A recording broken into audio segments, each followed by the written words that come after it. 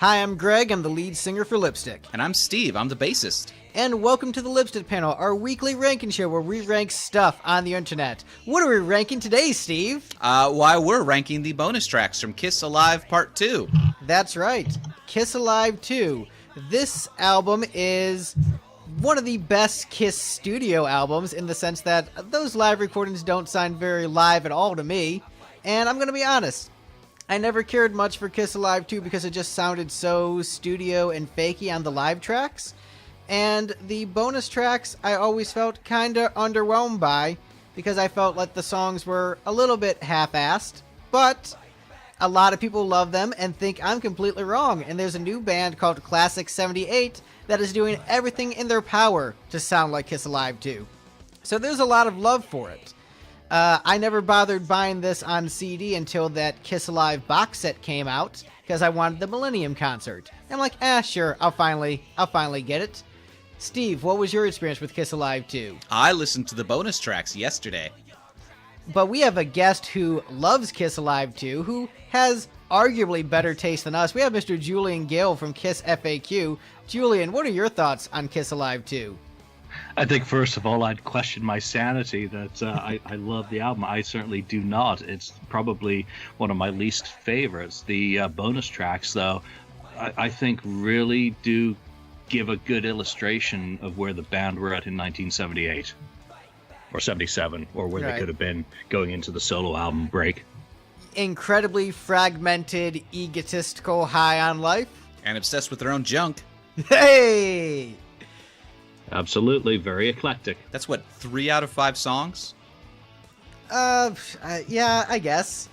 Let's see. Yeah, I'd say 3 out of 5 songs are about male genitalia. So that's pretty decent ratio per Kiss.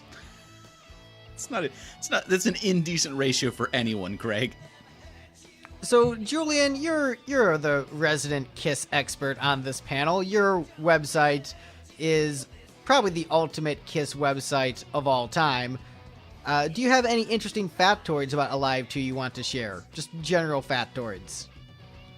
You know, I think the main thing to remember with Alive 2 is obviously Ace was lying on the floor of the studio, not playing his guitar. And, that's people have known that now for years, but there are mysteries that really bother me with this album. Not just the studio side, which was recorded in a very brief 3-day span, but some of the material on that album. Where does it come from? Which shows were actually recorded? Because everyone's under the assumption that Alive 2 was recorded in Los Angeles in August 1977. Yeah, that's certainly the case for quite a bit of what's on there, regardless of the re-recording and fix-up work that goes on with it. But stuff like King of the Nighttime World, where does that actually come from? Is that really a sound check recording? And in that case, from which sound check, what year? Because that song had not been recorded or performed live going back to the Destroyer tour. So those are, some of the interesting things that really I'm still curious to find out. Yeah, just the difference between Alive 2 and pretty much all the other live albums is the other live albums feel to me like live recordings. This one feels the most like a fake studio recording trying to sound live, at least with the live cuts, which Steve hasn't heard. We're not really talking about today, but I think that's why Alive 2 has always been my least favorite Kiss live album by a pretty wide margin. Julian, where does it rank in Kiss live albums for you? It really doesn't, because it doesn't feel like a Kiss live show. Like you've just said, it's kind of cobbled together. I understand what they were trying to do and not repeat all the songs that they'd had on the first Alive album and have something like a continuation. That was somewhat the logic that they were following. And the format that they followed for Alive 2 was actually the original format considered for the first Alive album, that they would have 3 sides live plus 1 side of studio. So that makes it interesting from that perspective. But as a concert, no, it doesn't even work, but, some of the songs are fun to hear live. So, to be honest, I do not play this album a lot. I'm more than likely going to include the studio songs, some of them, in my playlist that I listen to, just so that they're the ones that I hear. The live stuff, if I want a Kiss live album, I'll listen to MTV Unplugged or Alive. Yeah, I would agree with that. Or even a live 3. So, Steve, what are your general thoughts on the studio tracks? I skipped over the quote-unquote live tracks using my fingers around the word live. I had you skip those because there's no point to hear that. It's not worth your time. A lot of Kiss fans would disagree and be like, no, man, the live version is so much better. Like, whatever, it's a little bit faster and vocally usually not as good. But what did you think about these studio cuts? I think the production was pretty good. They've sort of hit their stride in terms of what they need to sound like in the studio. Although it was weirdly dark, the recording. But the audio sounded like what it should be, and the songs themselves were pretty forgettable on this one. You know, they're really retreading the same areas that they have before. I'm like weirdly obsessed with how tall Gene Simmons is. I don't think they're obsessed with his height necessarily, Steve. I mean, they're using his height as a euphemism, but they are definitely talking about, how tall he is. Well, they're talking about Paul Stanley's height on All American Man. It's true. All American Man is his height. Yeah, is Stanley, yep. It's also probably the boots. The boots make them seem taller than they are. Right. So, gentlemen, are you ready to get into this ranking? How tall is Paul Stanley? All right, well, Steve looks up that factoid. I'm going to get into the ranking. Bit of trivia. Factoid actually means a small, easily digestible fact that is false. Oh, I did not know that. Yep. All right, so how tall is not Paul Stanley? I don't know. Brought up Wikipedia, but Paul Stanley height. Celebdetails.com. Julian, how tall is Paul Stanley? Yeah, don't you have this number off the top of your head? I most certainly do not. He's taller than me. That's all I know. Okay, celebheights.com. Gene Simmons is 6'1". 6 foot. You know what? It doesn't matter. He's a 6 foot hot look All-American man. There we go. That's all that matters, Steve. Apparently 5'10". Oh, well, he's a liar then. Paul Stanley's a liar. 6 foot in platform shoes. I mean, it doesn't take much to add 2 inches to somebody's height. All right. So number 5 on the list, now that we got that out of the way. Now that we got the important details sorted out. Larger Than Life was ranked as the 5th best song of the Alive 2 studio tracks. 5th best. I, too, am doing finger quotes. Gentlemen, thoughts on Larger Than Life? I'm going to have Steve go first. He seemed to have the most opinions on this track. I'm done with Gene's songs about his dick and butts. It's just he keeps on writing them, and they're all kind of bad. And add to that the fact that this is one of the slow ones. They're like, we're here to rock very slowly. Just listen to me describe my junk in slow, laboring detail. Just like, I'm not into it. Julian, how do you feel about Larger Than Life? I think it's better than Almost Human. So it's very similar to the sort of stuff that he was kind of doing around that time. They're all going into kind of the surreal, cartoony side of his character. But I liked it. I had it ranked much higher than the overall average that we have here as one of those songs that I do enjoy. It was one of the first songs recorded at those sessions as well. So, if they came in and knocked this one out and just hit the ground, it's fun. It's Kiss. It's juvenile. It's stupid. It's exactly the sort of stuff that I like the band for.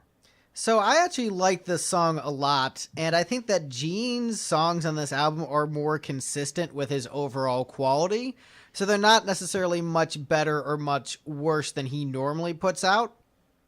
My thing with the songs on this album is that they aren't necessarily arranged very well in terms of like verse chorus structure or how long certain parts go on and how long it takes to get to the chorus. So I remember this song, I had a lot of nostalgia for it, listening to it in high school. I'm like, yeah, this is a cool deep cut. This song rocks. And then when I listened to it recently, it just went on way longer than it needed to and took way longer to get to the chorus than I remembered it taking. And I had to knock it down some points for that. But I think the hooks and ideas are there. Maybe Like, that was there's- an intentional stylistic choice to really drive home the point of the song. of how Everything's too long for you to handle. But moving aside from that point, I still think the ideas are good. I think this album feels like a Rush job. If this had been on Rush like would've done on better. Love Gun, they would have taken more time to tighten up the song and make it, a more concise, almost of a single. But I think there's enough good hooks in here where I wouldn't call it a bad song.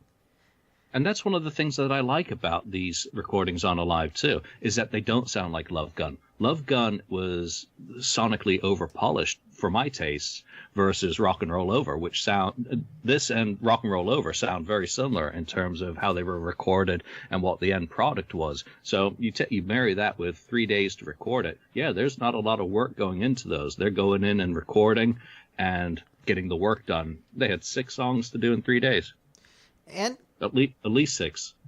And, they did a good job with it. It's just I wished it would have been a little bit tighter. Because Rock and Roll Over, even though it had that raw production, the song structure was much tighter in focus. So I think that's something Kiss has done throughout their career is really tight song structure. And so this was the first time where I really felt the structure wasn't very tight. And that is a bit of a disappointment and does make it seem lower quality than most of the catalog. Agreed. So, any other thoughts on Larger Than Life before we move on? Nope.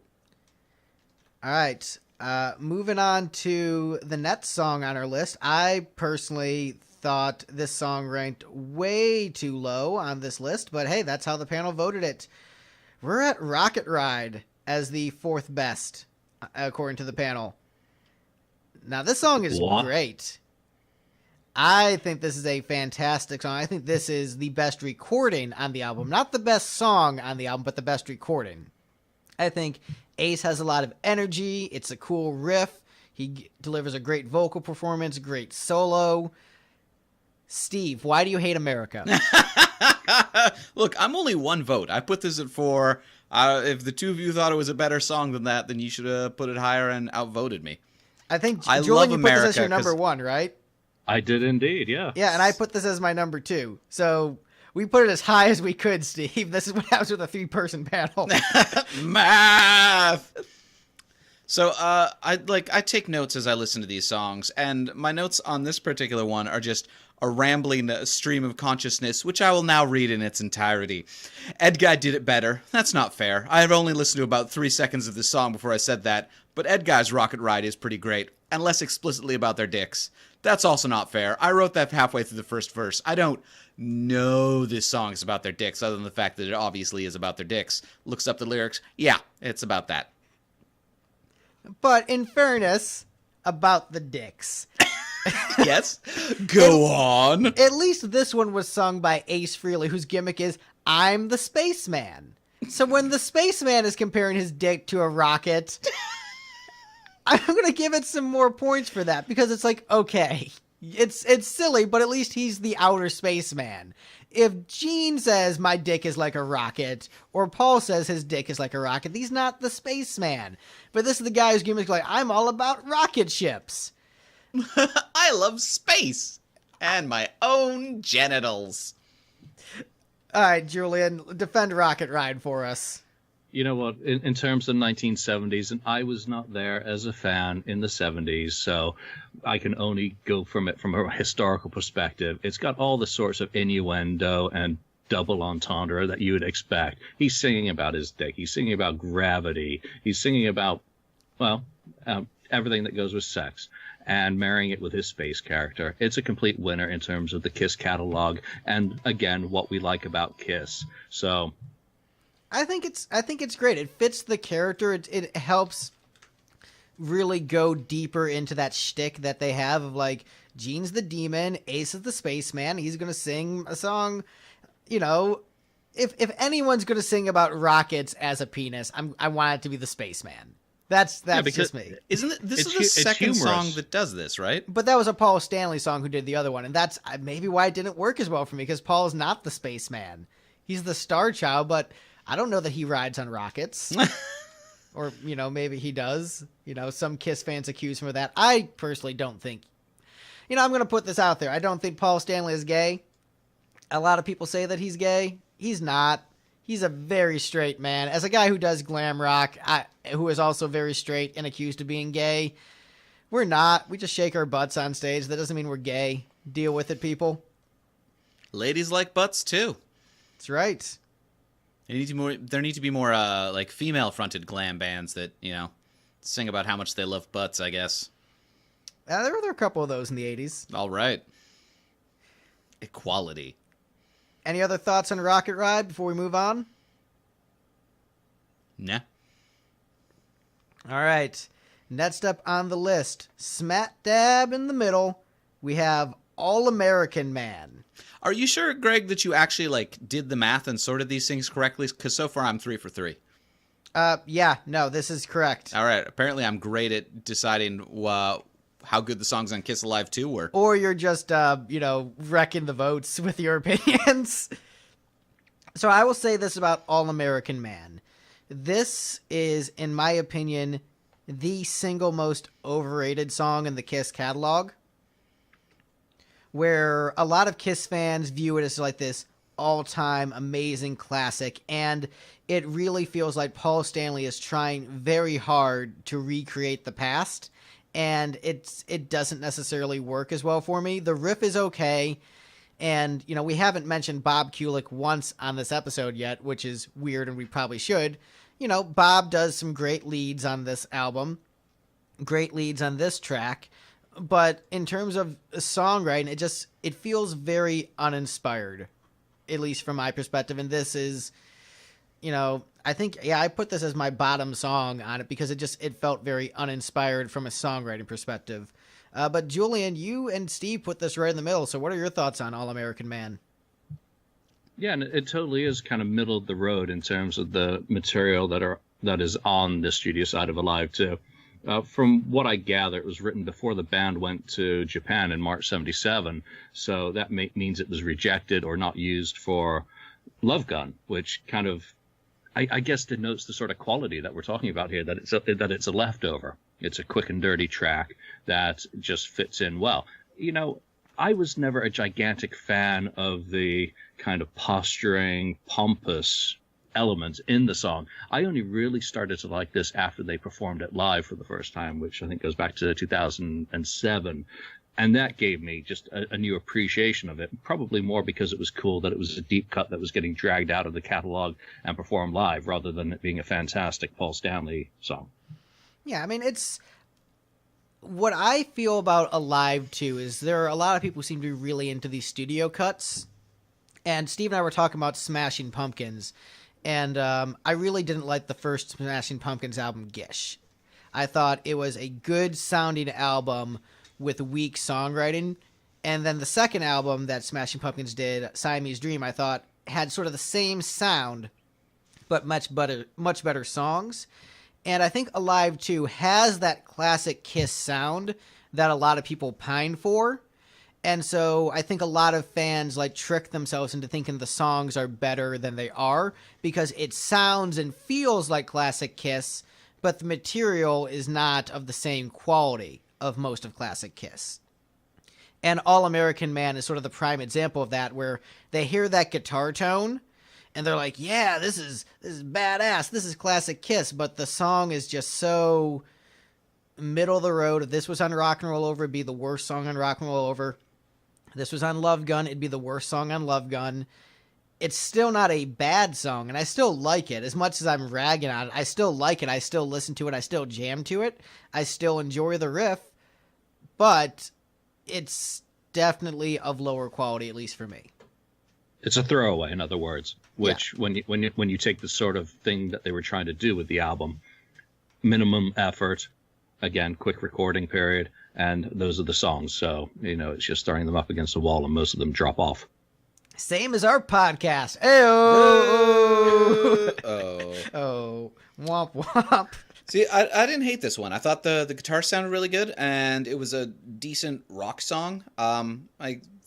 This is the sort of thing that when I hear Kiss doing a song like this, I'm like, all right, yeah, this is fine. This is exactly what Kiss should be doing.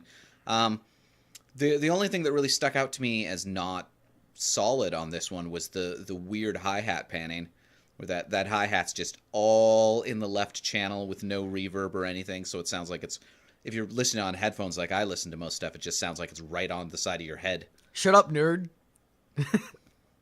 No, I mean, that's fair. Yeah, production-wise, I don't know. I was never too crazy about the Alive 2 production. I don't know. It just feels kind of flat to me. I don't know. It just didn't resonate with me the way it resonated with a lot of Kiss fans. Probably has to do with the vocals being so dark.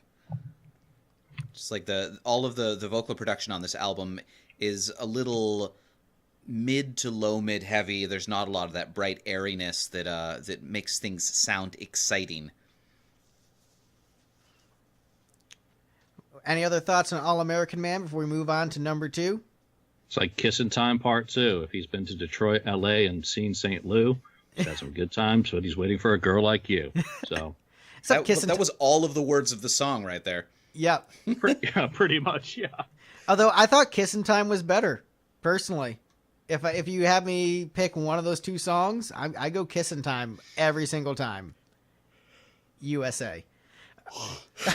Speaking of America, again, number 2 on our list is Rockin' in the USA. So here's, I think, the difference between the Gene songs on this album and the Paul songs. Once again, the Gene songs, the effort feels consistent with everything else he puts out. So this is just as good and just as bad and goofy as everything else he was doing at the same time. Like, it's pure Gene. Gene's like, you know what? I think America's great. I'm going to write a song about how much I love America. And it is sincere and honest and heartfelt and fun and catchy. And all those things together make this song, for me personally, better than All American Man. The only problem I really have with it is that the arrangement isn't as tight as I would like it to be. It goes on for too long at the end. That chorus just keeps on repeating and repeating and doesn't build in a way that's really satisfying. So it felt like the verses and choruses were there, but they didn't have that really tight arrangement. But otherwise, I think it's a great song, really catchy, good riffs, and kind of underrated in the catalog, actually. I like that you thought this one went on too long. This was the one that clocked in at under 3 minutes. It still went on too long. That was one of the things I said, is like, yeah, the song's really short. Get to the good part, play that a couple times, and be done with it. I thought this was basically just a slightly better version of All American Man, pretty much all around. What about you, Julian? This is one that really should have been edited out. It doesn't deserve to be on any Kiss album. You should be hearing it for the very first time if you happen to get Gene Simmons' Vault. I've never liked it. It really is one of those songs. Maybe as an English guy, I don't like the line that says that he'd been to England too. There wasn't much to do. But then I have to remind myself that I did leave Britain because there wasn't any work for me, so there wasn't anything to do. So go figure. I just have never liked the weak-ass attempt to make things work. Germany was really neat, and then Japan had lots to eat. And you know what? Japanese food is delicious. So I'm like, yeah, I can relate to this. I like sushi. And Denmark was really great, and you know what? He left out France. You know, all the places that they've been. No. He had France in there. He said, there's plenty of romance. There was, yeah. But you know what? It just tries way too hard. It goes on way too long. The outro section it's like, are you done yet? Are you done yet? Freaking skip to the next track, please. It's just one of my least favorites. It never worked for me.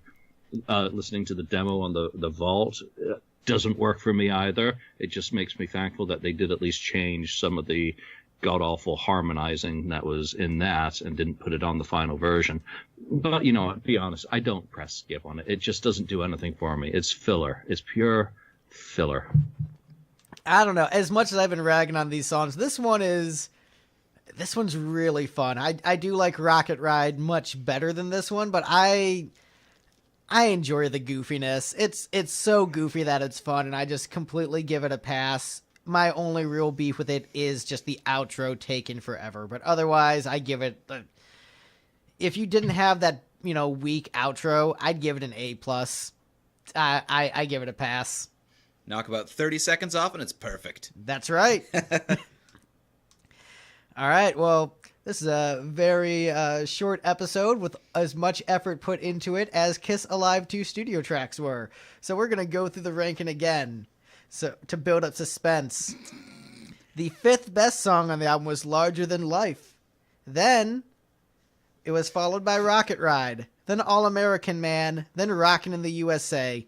But the best studio song on Alive 2 studio tracks, according to this panel, is Any Way You Want It, the Dave Clark 5 cover.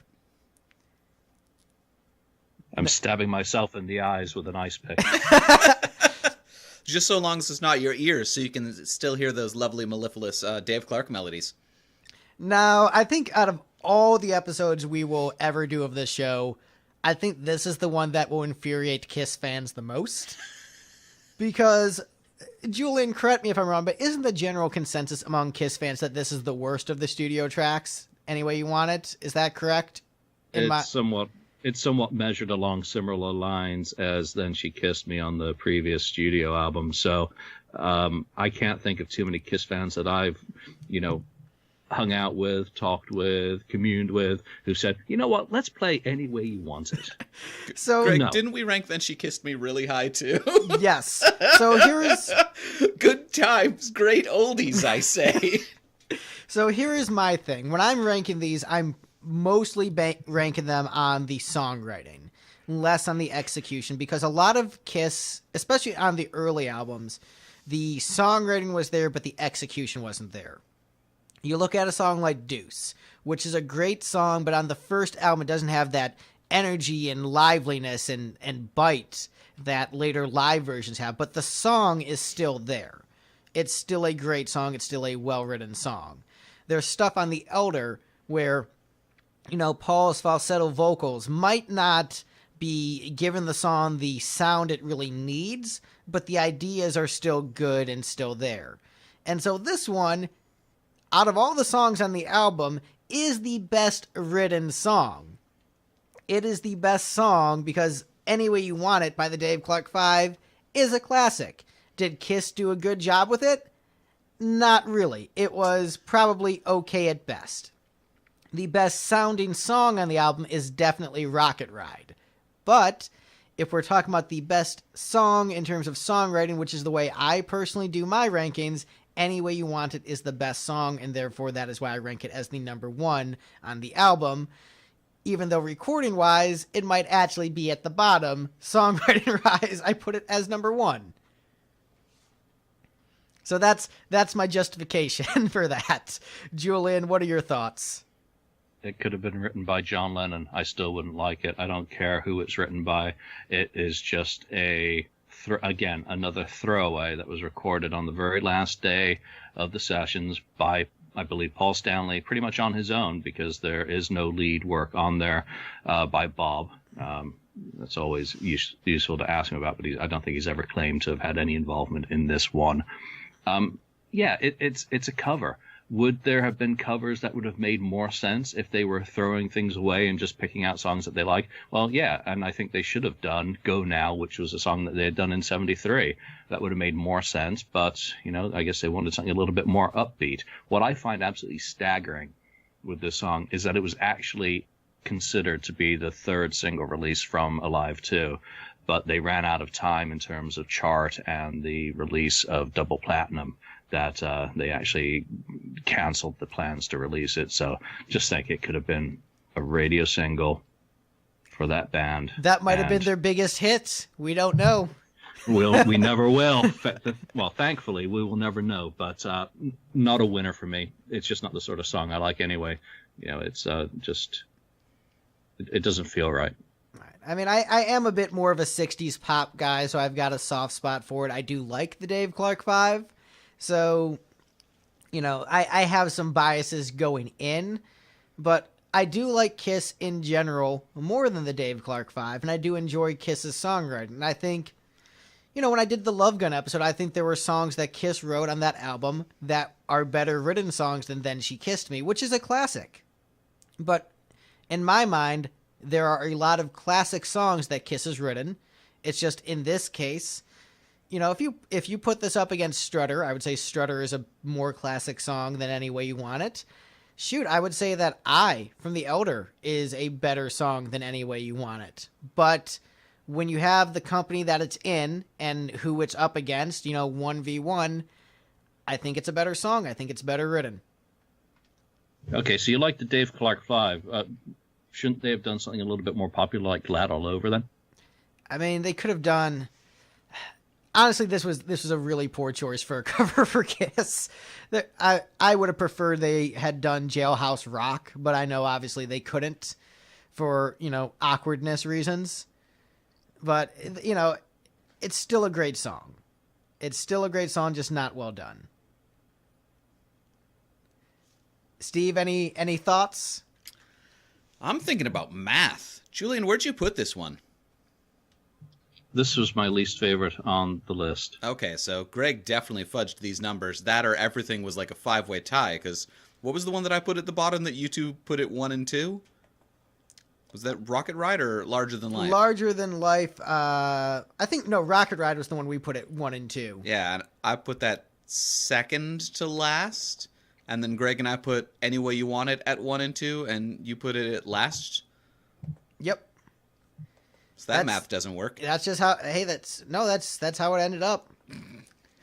Basically, everything was like 1 point off, so there was like very little consensus in the panel. You know, I think there must have been some hanging chads involved in this. Right? Chads all over the place. I mean, if there's anybody who likes Kiss, it's Chads, right?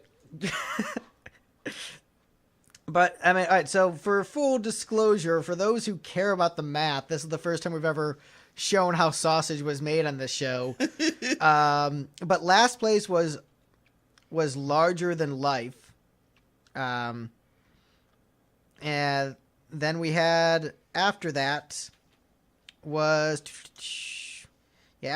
Rocket Ride, then All American Man, then Rockin' in the USA, then Any Way You Want It. That's how the numbers added up. I don't think they actually do add up that way, though. Oh wait, hold on. We have controversy. Turns out I was wrong and my formulas did not work correctly. The actual best song on the album is Rocket Ride. In a stunning twist, Rocket Ride comes up from the ashes to claim victory. April Fools. Yep, my formulas just didn't work properly. All right, Rocket Ride is the best song on Alive 2. Any other comments? Thanks for playing, everybody. What a relief. All right. Well, that is our show, ladies and gentlemen. Julian, tell us where we can find you. If you really want to find me, you can head on over to KissFAQ.com or find me on Facebook under Julian Gill, KissFAQ. And you can find us at lipstickgeneration.com. We're Lipstick. We're a band. Listen to our music. Download it illegally. Whatever. We don't care. Thank you so much. Have a good one. Buy the vault. Goodbye.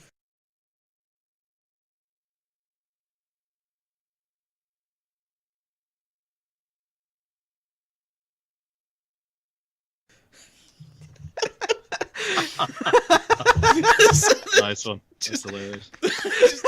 Open Office forgot to do the thing.